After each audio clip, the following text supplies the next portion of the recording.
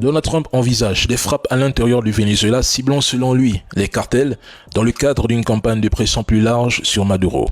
Trump a autorisé les forces armées à traiter certains cartels au Venezuela comme des groupes terror et à les frapper militairement où qu'ils se trouvent.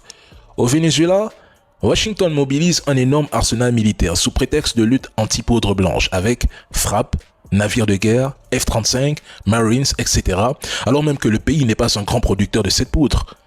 Selon le rapport 2022 de l'Office des Nations Unies contre la poudre blanche et le crime, la Colombie représente environ 70% de la production mondiale de coke.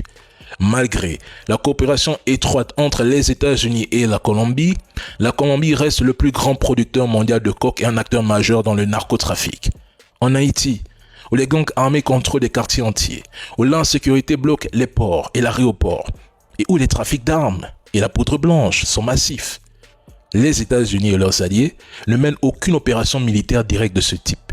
Des pays comme le Pérou ou la Bolivie sont dans le top 3 mondial. Cependant, c'est Maduro que les États-Unis ciblent, car le Venezuela représente un enjeu géopolitique majeur pour les États-Unis en raison de ses ressources pétrolières. La pression militaire américaine vise à encourager un changement de régime ou à pousser les proches de Maduro à le renverser par un coup d'État.